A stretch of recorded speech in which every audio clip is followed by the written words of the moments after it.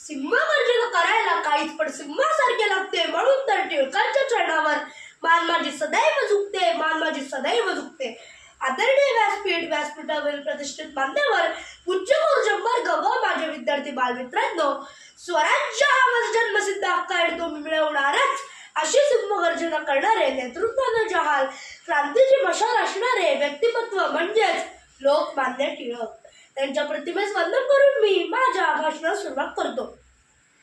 लोकमान्य टिळकांचे जन्मनाव केशव, पण सर्वजण त्यांना लाडाने बाळ म्हणत.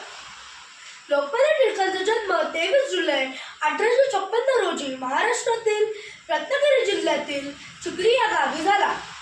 त्यांच्या वडिलांचे नाव गंगाधर व आईचे नाव पार्वतीबाई असे होते. टिळक लहानपणापासून अतिशय हुशार व तल्लख बुद्धीचे होते. गणित व संस्कृत हे त्यांच्या आवडीचे विषय.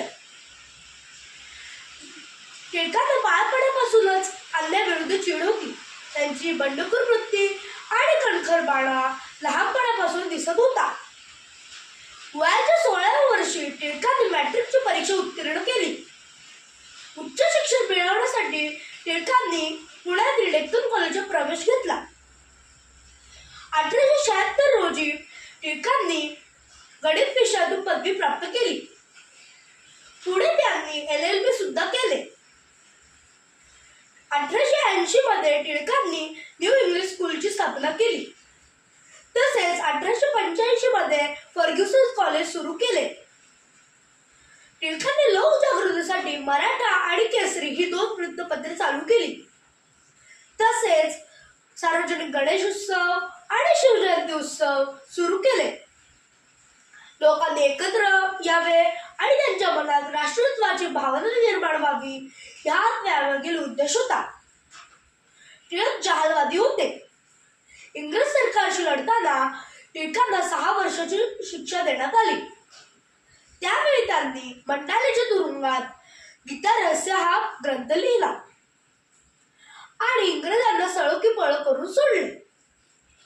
भारत मातेच्या अशा अनमोल रत्नाचे 1 ऑगस्ट 1920 साली आजारपणामुळे निधन झाले.